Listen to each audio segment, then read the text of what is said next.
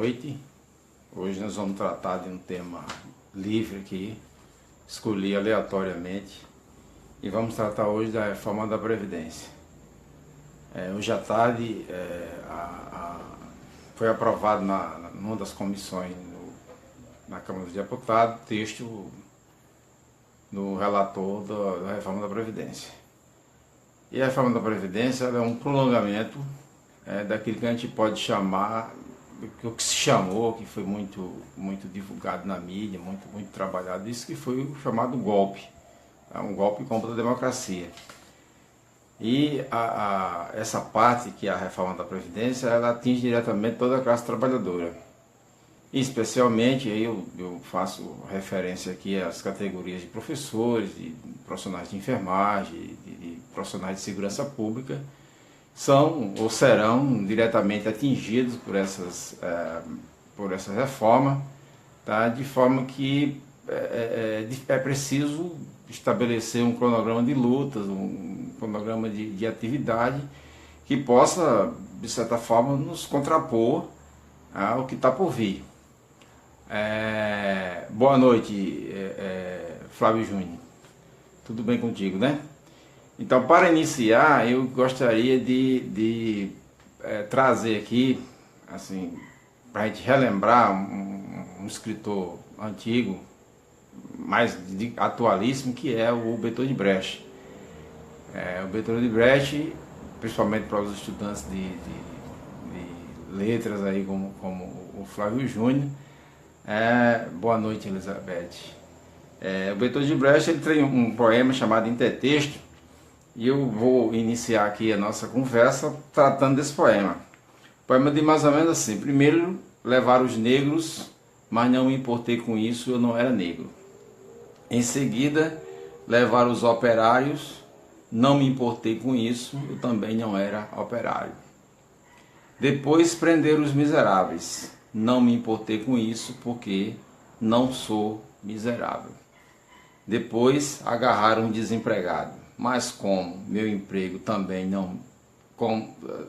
tenho meu emprego, também não me importei. Agora estão me levando, mas já é tarde. Como eu não me importei com ninguém, ninguém se importará comigo. Bertold Brecht. Então assim, esse poema, ele trata da nossa realidade, aquilo que nós estamos vivenciando hoje. Tá? Quem vai se importar conosco? Quando nos importamos com alguém? Quando nos importamos com a coletividade? Quando fizemos uma obra coletiva em defesa de direitos da classe trabalhadora? Então, essa nossa passividade, essa nossa aceitação, a aceitação dessa condição, leva à concretização desse poema, tá? Então você nota o seguinte, que Bertold Brecht ele traz aqui situações interessantes. Hoje eu estava vendo umas fotos advindas do Congresso Nacional, das invasões que os povos indígenas fizeram na frente do Congresso Nacional, a resistência, aquela ocupação de resistência, e eu vi que uma índia postou-se diante do batalhão de choque, ela sozinha, para enfrentar aquele batalhão. Eu acho que dentro dessa perspectiva de resistência, aquilo é um sinal de grandeza e de resistência que aquela índia sozinha faz. Todos nós sabemos que ela não vencerá o batalhão de choque, em hipótese alguma ela vai vencer aquele batalhão de choque, mas mostra para nós a capacidade e a coragem que ela tem de enfrentar. Para quem não viveu o momento, eu me lembro que os estudantes ocuparam a Praça da Paz Celestial, e é uma cena emblemática, onde o governo chinês, naquele ano, coloca os tanques de guerra para marchar em direção aos estudantes, e apenas um estudante, ele fica de frente da coluna de tanques de guerra, e ele consegue parar aquela coluna com aqueles tanques de guerra voltados para o povo. Ele consegue parar sozinho aquela aquele tanque de guerra. Uma outra situação que chamou muita atenção essa semana é a situação que está vivendo o povo venezuelano, onde está lá instalada uma situação de conflito beirando aí já instalado uma guerra civil, e uma senhora também ficou na frente de um tanque de um blindado, e ela consegue também fazer o blindado refrear. Então essa capacidade toda que o ser humano tem de resistir mesmo nas condições mais inóspitas. Então a gente está diante de um momento que a gente precisa de resistência. Quando o golpe começou a se instalar, nós percebemos naquele momento, nós fazíamos muita referência a eles, chamavam de golpe, e assim, era um golpe contra a democracia, mas as pessoas não se sentiam atingidas, muitos trabalhadores não se sentiam atingidos com aquilo, porque aquilo estava atingindo tão somente, e era um discurso bem vendido, bem arquitetado, com a participação de toda a mídia. Abraço, meu amigo Vitor, que saudade de você, lá do curso de Direito 2008, prazer imenso, hein, cara? Naquele momento, a questão era, e a necessidade que se tinha era de tirar Dilma a todo custo do poder, porque Dilma representava a quebradeira da nação, enfim, se tirou Dilma do poder. E aí a gente conseguiu perceber que era a consolidação do golpe, né, de um golpe que se estava dando, um golpe, digamos assim, travestido de forma democrática, onde a classe trabalhadora começa a penar duramente em razão disso. Recentemente nós tivemos a aprovação e já a sanção presidencial do projeto de lei, e agora lei, que já virou lei, das terceirizações. Eu me lembro quando eu estudava aí com o nosso amigo Vitor, aí lá em 2007, 2008, na Faculdade de Direito, nós discutimos a lei de terceirização. Era uma lei que vinha sendo discutida, era prejudicial à classe trabalhadora. Naquele momento e nos momentos posteriores, as centrais sindicais, os sindicatos, as federações conseguiram, de certa forma, frear o avanço dessa lei, enfim. Mas agora, dentro desse processo de instalação do golpe, nós tivemos a consolidação daquele projeto de lei transformando em lei. Isso, para muita gente, isso não parece muita coisa, mas se a gente analisar, por exemplo, que tem um reflexo direto, por exemplo, no tema que nós estamos trazendo da Previdência Social. Já que as pessoas vão poder ser contratadas como empresa, elas não vão contribuir aí como contribuinte previdenciário. Então, em determinado momento de suas vidas, eu não sei como é que você vai fazer de futuro, mas é um caso a se pensar como é que isso vai se estabelecer. Tá? Então aí já tem problemas, outros problemas que eu considero gravíssimos. Por exemplo, uma empresa, o cara vai abrir uma empresa sem nenhum empregado. Uma empresa que vai ter um nome, vai ter uma razão social, um CNPJ, vai ser chamado de pessoa jurídica, no entanto, todos os empregados são empregados terceirizados, ou seja, ela não vai ter um corpo de empregado. Se discutia muito se podia terceirizar o trabalho, a atividade principal da empresa, aquele trabalhador que realiza a atividade principal da empresa. Isso passou, não tem mais isso. De qualquer forma, o trabalhador não vai ter autonomia, ele vai pertencer a uma empresa da qual ele não é empregado, portanto, a empresa tem uma responsabilidade solidária, apenas uma responsabilidade solidária a respeito disso. E aí o Vitor Shogo está fazendo uma importante contribuição aqui, dizendo que de uma certa forma vai ser rasgada a CLT. E é verdade, Vitor, a gente sabe disso, nós estudamos direito do trabalho e a gente sabe que a CLT está extremamente ameaçada. Hoje o trabalhador está cada dia mais sendo prejudicado com essas reformas. E essa situação que atinge a CLT atinge também a questão da Previdência Social, não é possível se pensar diferente. Aí eu traria aqui, por exemplo, a questão do tempo de contribuição para a aposentadoria. Pensar que um trabalhador vai contribuir 49 anos para ter direito a uma aposentadoria com valores integrais, isso é no mínimo absurdo. Você imagina alguém que ganha R$ 1.100, o salário mínimo custa R$ 934, alguém que ganha R$ 1.000, para que ele consiga se aposentar com R$ 1.000, ele tem que ter 49 anos de contribuição. Senão, ele se aposenta com salário mínimo.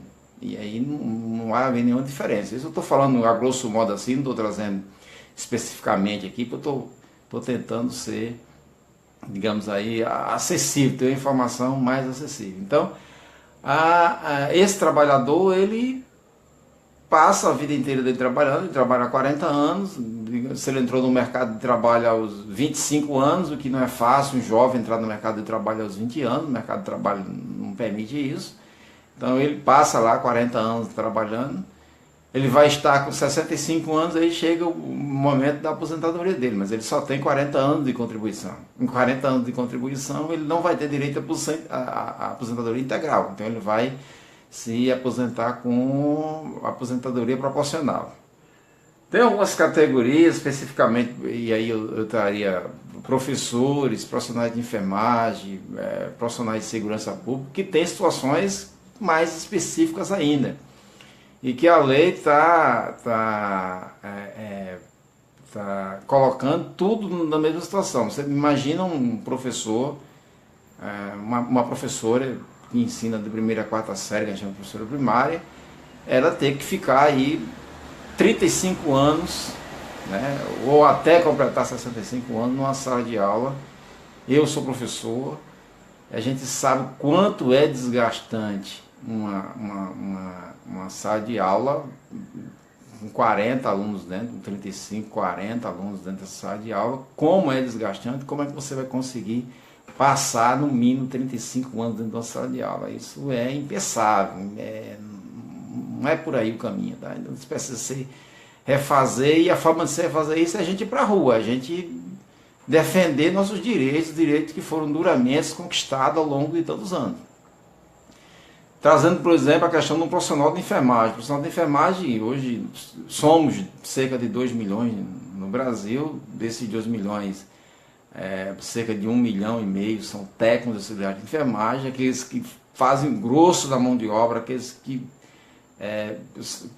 digamos assim, que sua camisa dentro da profissão, mas esses profissionais que têm uma demanda já histórica de luta, de piso salarial, que tem uma demanda de aposentadoria especial com 25 anos de trabalho, que tem uma demanda de jornada semanais de 30 horas, que o Congresso não aprova essa lei, a gente já tem ido a diversos movimentos, o Conselho Federal de Enfermagem, os Conselhos Regionais têm colocado, tem feito diversas movimentações, as Federações Nacionais dos Enfermeiros, o Sindicato de Técnicos Auxiliares de Enfermagem tem feito essas demandas, mas o Congresso tem fechado os ouvidos, tem fechado os olhos para não ver nem para ouvir o grito dessa categoria que reclama urgentemente a regulamentação da jornada de trabalho de 30 horas. Não cabe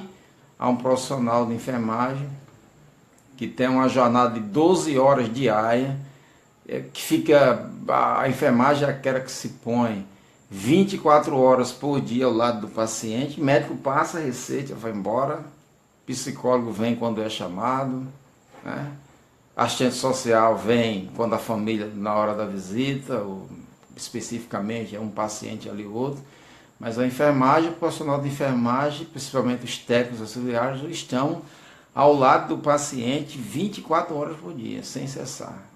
Todo o cuidado é feito pelo profissional de enfermagem. Então esse profissional merece o respeito da classe política, merece ter as suas demandas aprovadas, 30 horas, regulamentação das 30 horas semanais, regulamentação de um piso nacional. Não é admissível Tem município pagando R$ 1.000 a um profissional enfermeiro com 4 anos, 5 anos da graduação, com 1 ano, 2 anos de pós-graduação, com mestrado, e os caras oferecendo em concurso salário de R$ 1.000, R$ 1.500. Não tem cabimento, isso é absurdo, isso é no mínimo absurdo, né? Nós temos outras demandas, por exemplo, profissional de segurança. Hoje também tem uma preocupação grande, porque a reforma da Previdência tenta alcançar esses profissionais. Você imagina um profissional de segurança que entra para as forças policiais por volta dos 18, 19, 20 anos, ter que passar 35 anos, aos 55 anos, onde é que ele vai conseguir ter uma ação suficiente para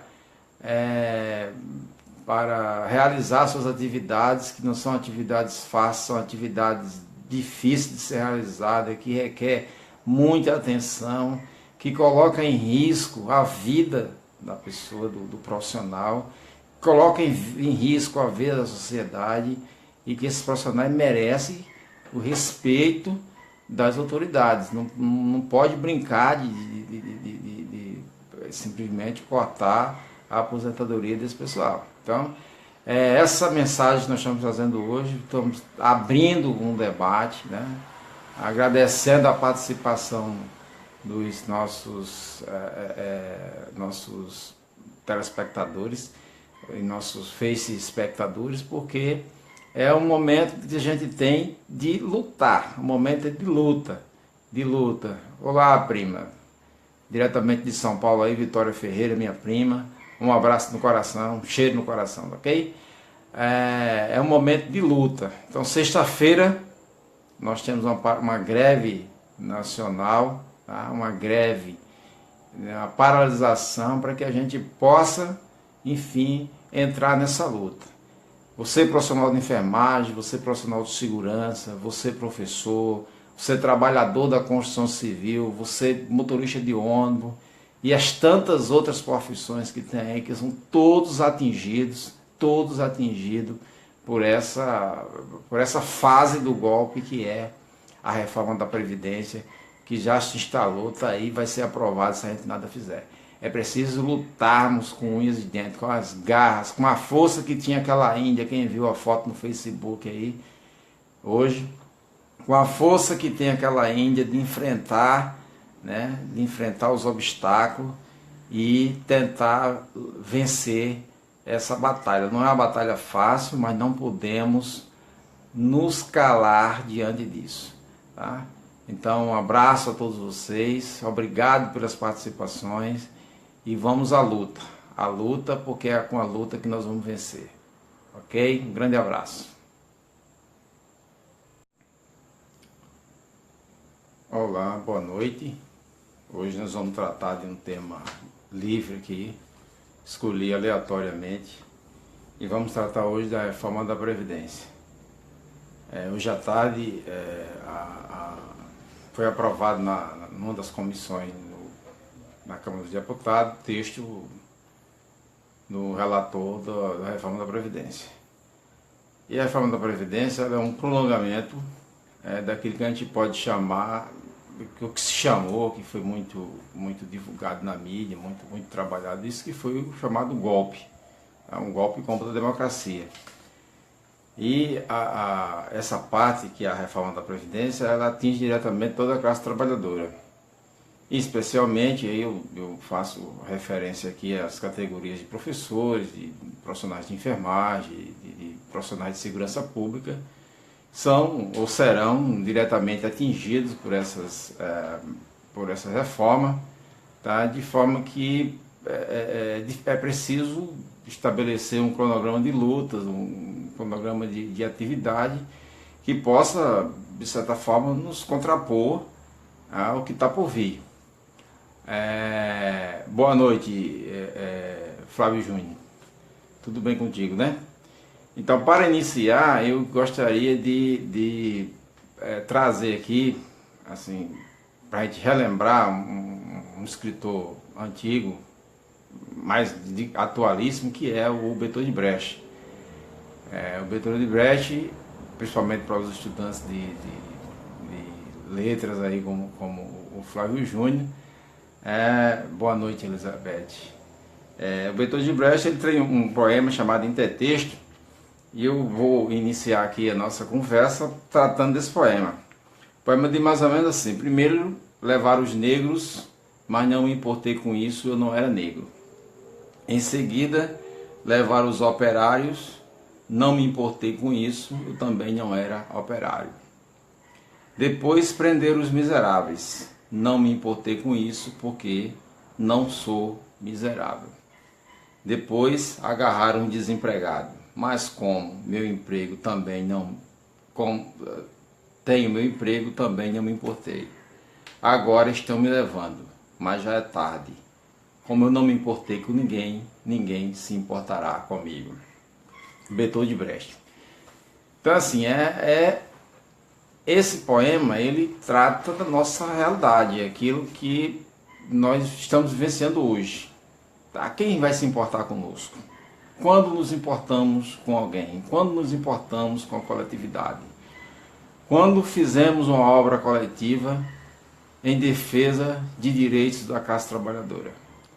Então, essa nossa passividade, essa nossa aceitação, a aceitação dessa condição, leva à concretização desse poema. Tá? Então, você nota o seguinte, que Bertold Brecht ele traz aqui situações interessantes. Hoje eu estava vendo umas fotos advindas do Congresso Nacional, das invasões que os povos indígenas fizeram na frente do Congresso Nacional, a resistência, aquela ocupação de resistência, e eu vi que uma índia postou-se diante do batalhão de choque, ela sozinha, para enfrentar aquele batalhão. Eu acho que dentro dessa perspectiva de resistência, aquilo é um sinal de grandeza e de resistência que aquela índia sozinha faz. Todos nós sabemos que ela não vencerá o batalhão de choque. Em hipótese alguma ela vai vencer aquele batalhão de choque. Mas mostra para nós a capacidade e a coragem que ela tem de enfrentar.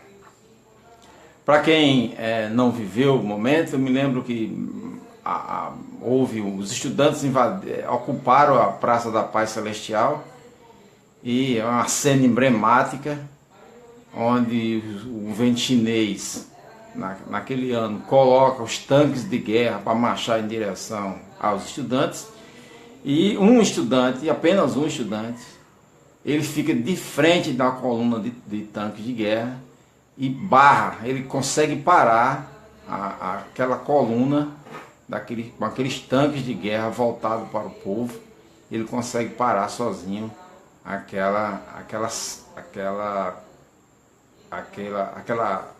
aquele tanque de guerra.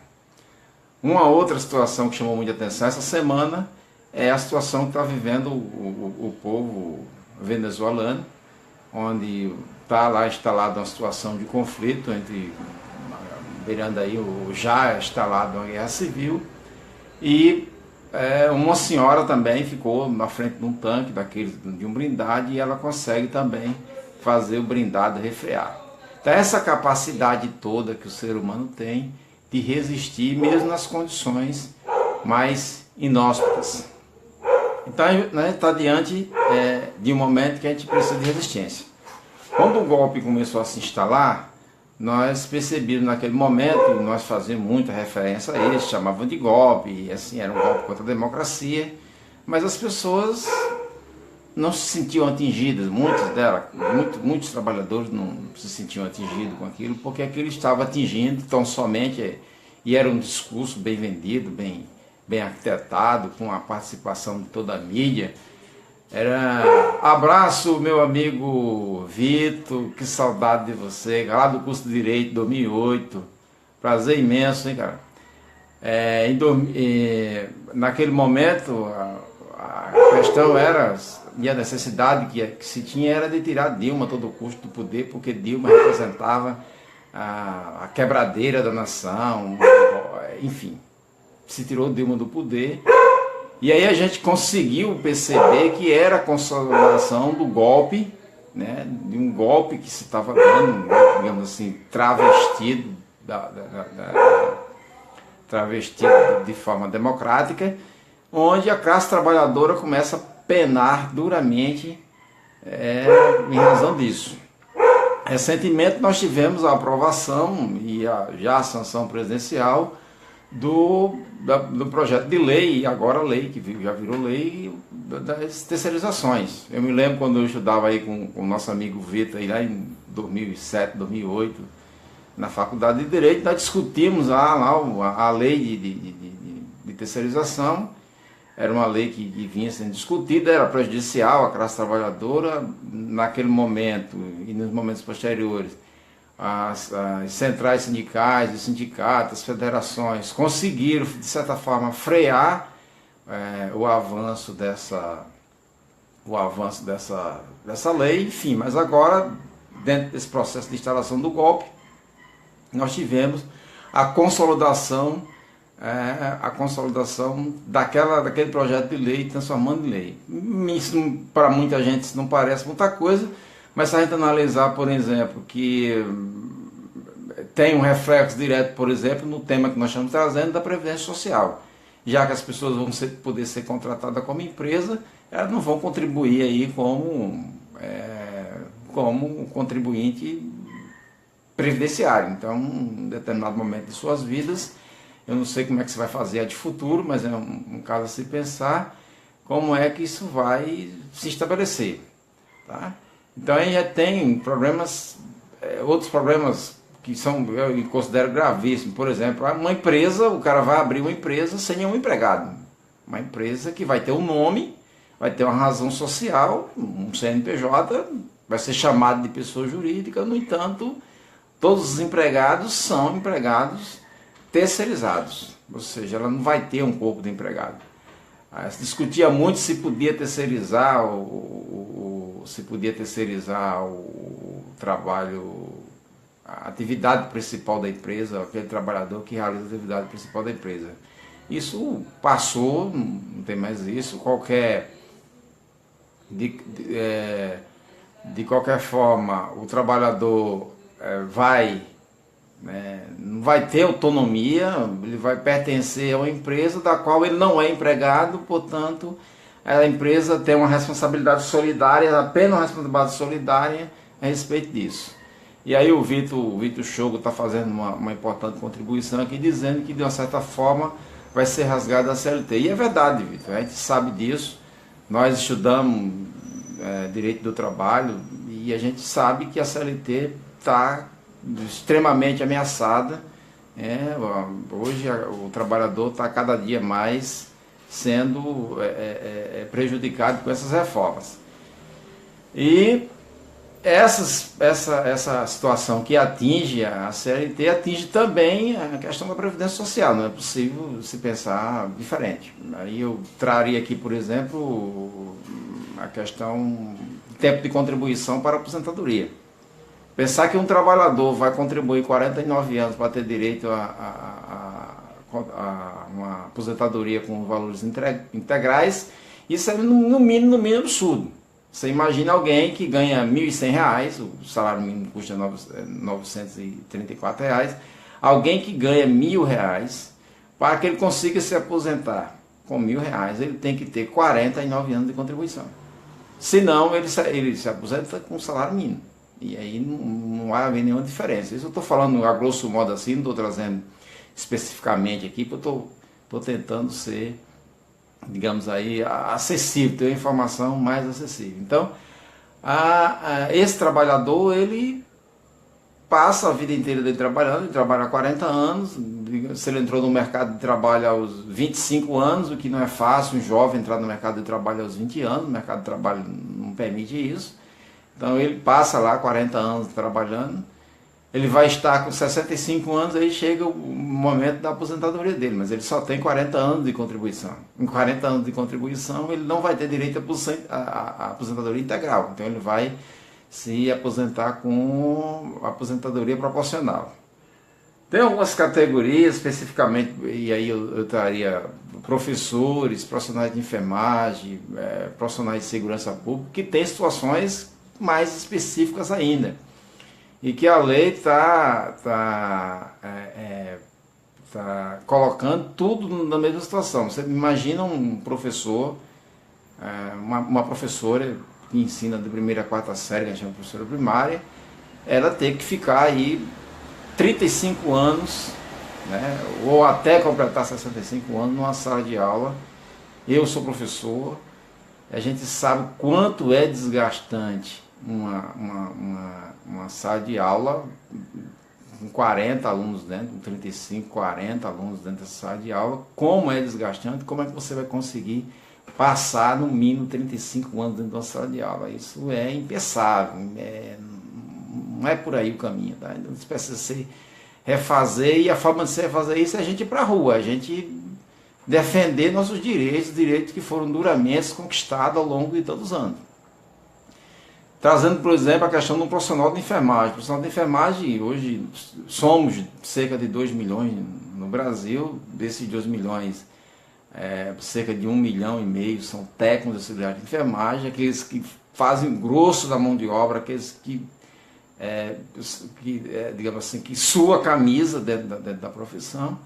Mas esses profissionais que têm uma demanda já histórica de luta, de piso salarial, que tem uma demanda de aposentadoria especial com 25 anos de trabalho, que tem uma demanda de jornada semanais de 30 horas, que o Congresso não aprova essa lei, a gente já tem ido a diversos movimentos, o Conselho Federal de Enfermagem, os conselhos regionais têm colocado, tem feito diversas movimentações, as federações nacionais dos enfermeiros, o sindicato de técnicos auxiliares de enfermagem tem feito essas demandas, mas o Congresso tem fechado os ouvidos, tem fechado os olhos para não ver nem para ouvir o grito dessa categoria que reclama urgentemente a regulamentação da jornada de trabalho de 30 horas. Não cabe a um profissional de enfermagem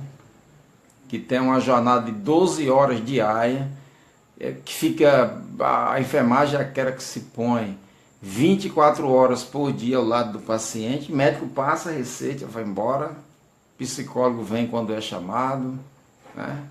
Assistente social vem quando a família, na hora da visita, ou especificamente é um paciente ali ou outro, mas a enfermagem, o profissional de enfermagem, principalmente os técnicos auxiliares, estão ao lado do paciente 24 horas por dia, sem cessar. Todo o cuidado é feito pelo profissional de enfermagem.